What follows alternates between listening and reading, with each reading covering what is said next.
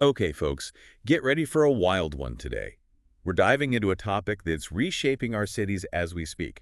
Yeah, this one's a doozy. We're talking about the rise of office-to-apartment conversions. That's right. And we've got some fascinating sources Some really interesting reports, actually. looking at how this trend is playing out across the globe. We're talking about empty office towers being transformed into residential spaces. It's pretty incredible, and we're not just talking about any old buildings. Nope, we've got some real landmark conversions happening. Like the Flatiron Building in New York City. I mean, the Flatiron Building. It's iconic. It really makes you think about how the pandemic has reshaped our cities. Big time. So ready to dive in. Absolutely. Let's get started. So, we got to start with the why. Right.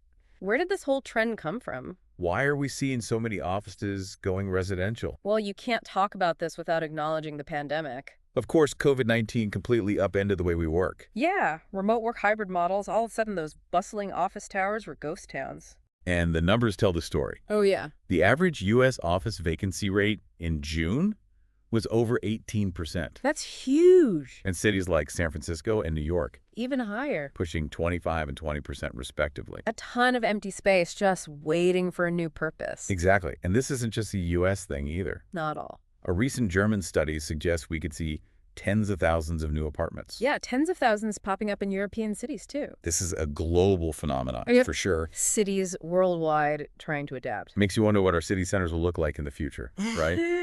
Okay, but back to the Flatiron Building for a second. Oh, yeah, this one's a head-turner. I mean, a national landmark. Practically synonymous with New York City. And now it's becoming apartments.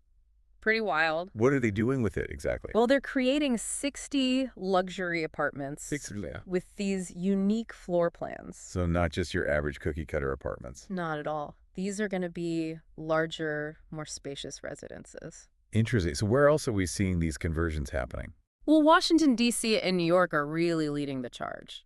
Those two seem to be at the forefront of a lot of urban trends. They often are. So how many apartments are we talking about here? D.C. is aiming for around 6,000 new apartments. From office conversions alone. That's right, while New York's got over 5,200 in development. Wow, those are serious numbers. It is a major shift. Any specific projects that stand out? You know, there's one that's really caught my eye. Tell me. 25 Water Street in Manhattan.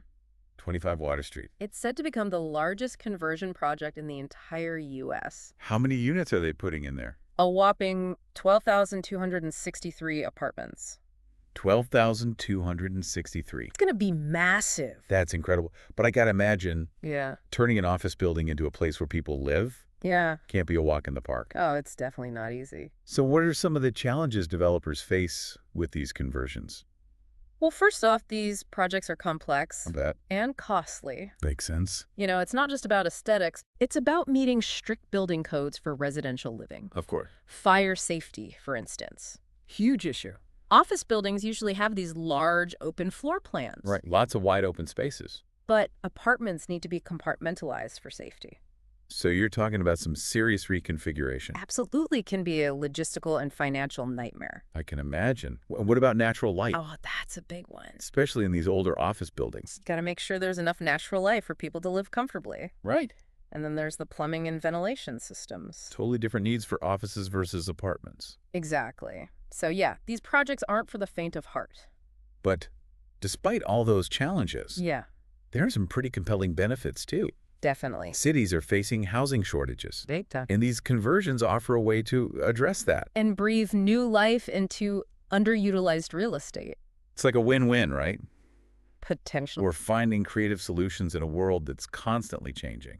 Right, but it also raises some bigger questions. Oh, I know exactly what you're going to say. What does this shift mean for the future of our cities? That's what I was just thinking. Like, what are the long-term implications here? Exactly. Could this trend reshape our cities in ways we can't even imagine yet? Right. It makes you wonder. Will we see a shift away from the purely commercial, work-centric city center? To something more balanced, More livable? with a mix of residential and commercial spaces, And what about the impact on work-life balance? and our sense of community. Right, if we're living and working in the same area, It could change everything. it really could. And what happens if companies suddenly decide to bring everyone back to the office? Oh, that's a good point. Will we end up with a shortage of commercial space? All questions worth considering. We could be witnessing a fundamental shift in how we use urban spaces. Yeah, this is a story that's just getting started. So much to think about. Definitely a lot more to come on this. Well, folks, that's all the time we have for today. But like we said, this is a story we'll be following closely. Absolutely. So stay tuned for more deep dives on this fascinating topic. And in the meantime, keep those questions coming. We'll see you next time.